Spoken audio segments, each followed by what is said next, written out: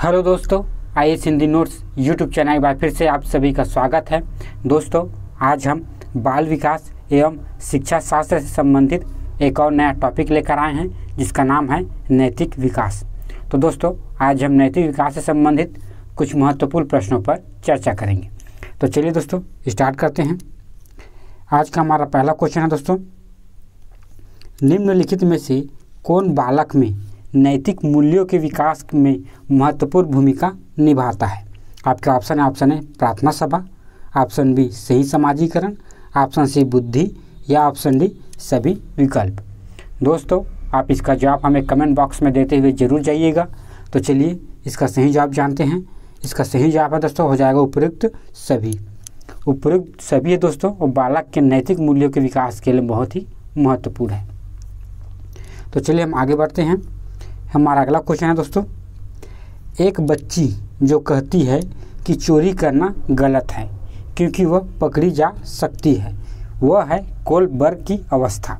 आपके ऑप्शन है सजा तथा आज्ञाकारिता, ऑप्शन बी व्यक्ति केंद्रित प्रयोजन तथा विनिमय, ऑप्शन सी अच्छा लड़का या अच्छी लड़की, या ऑप्शन डी अधिकार तथा सामाजिक व्यवस्था बनना।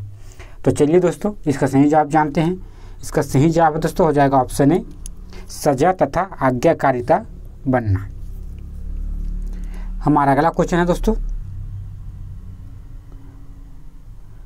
रिया कक्षा पिकनिक तय करते हेतु ऋषभ से सहमत नहीं है।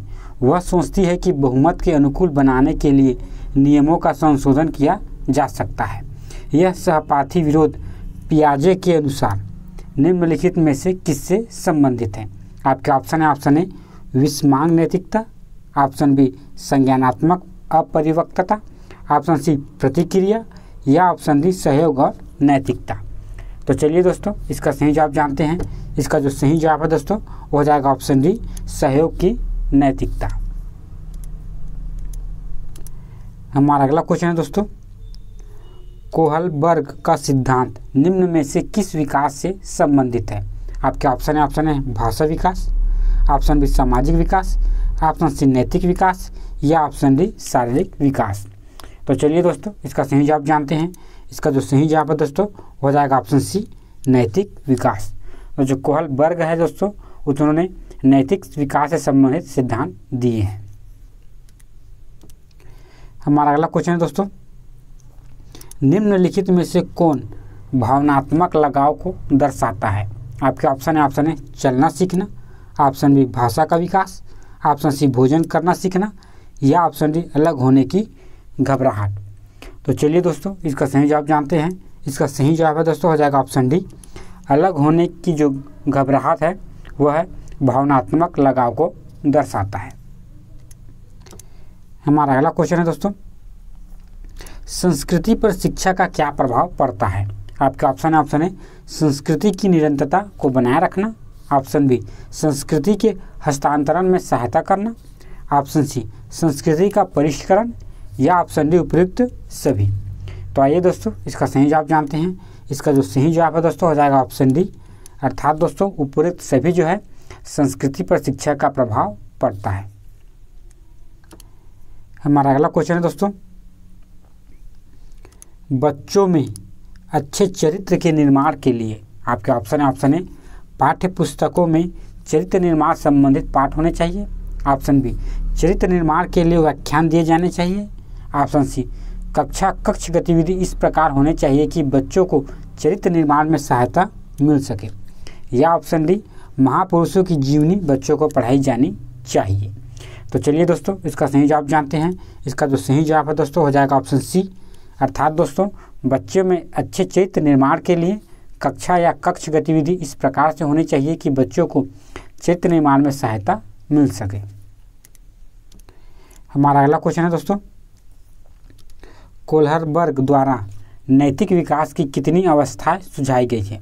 आपका ऑप्शन है 4 अवस्थाएं, ऑप्शन बी 5 अवस्थाएं, ऑप्शन सी 6 अवस्थाएं, या ऑप्शन डी 8 अवस्थाएं। तो चलिए दोस्तों, इसका सही जवाब जानते हैं। इसका सही जवाब है दोस्तों हो जाएगा ऑप्शन सी 6 अवस्थाएं कोहलबर्ग द्वारा नैतिक विकास के लिए सुझाई गई है। हमारा अगला क्वेश्चन है दोस्तों, लॉरेंस कोहलबर्ग के सिद्धांत में कौन सा नैतिकता की अनुपस्थिति को सही अर्थ में सूचित करता है?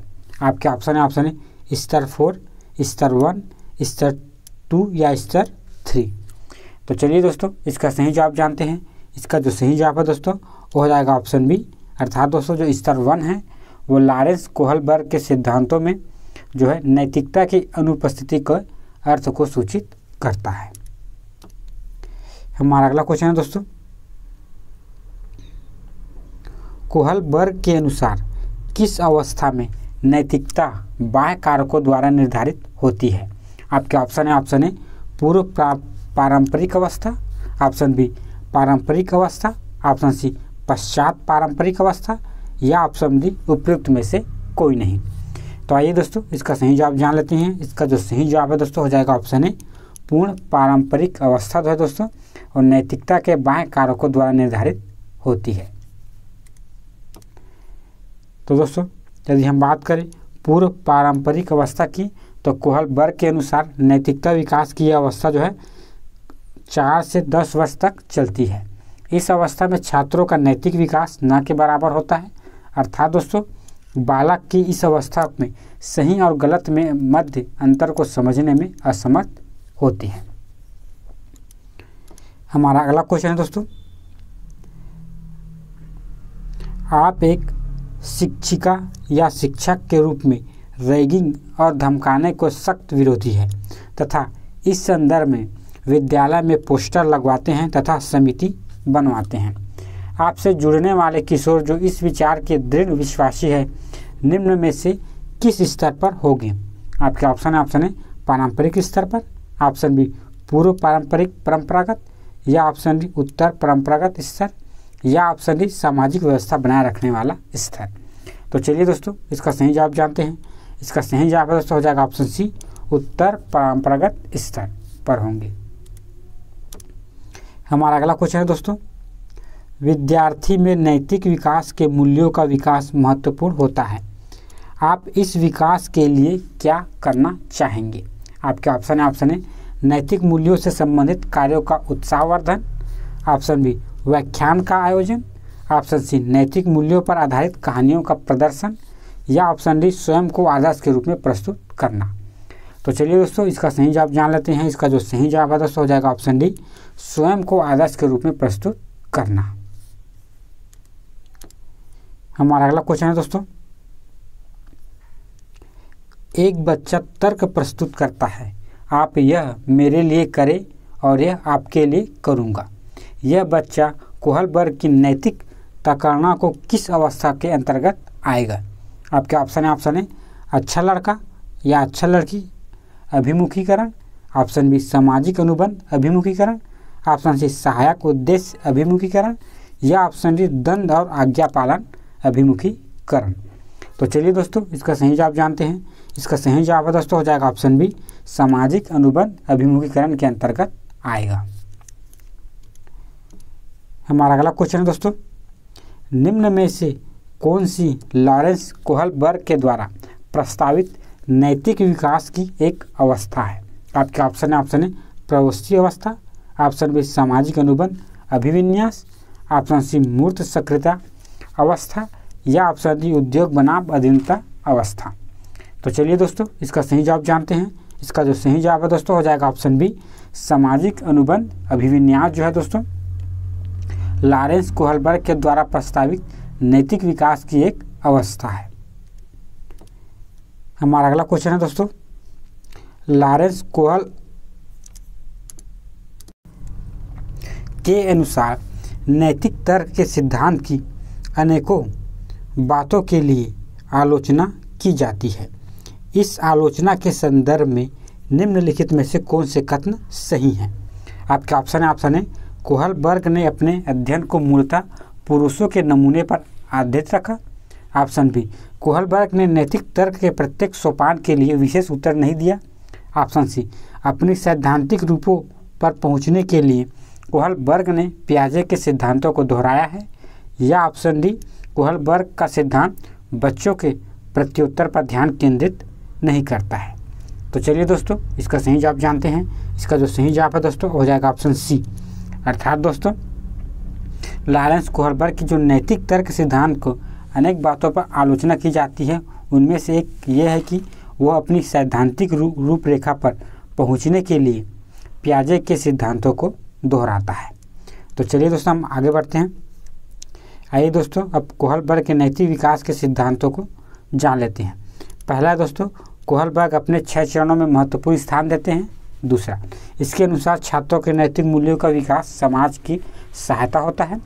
तीसरा, कोहलबर्ग ने अपने सिद्धांत का प्रतिपादन 6 चरणों में विभाजित किया है।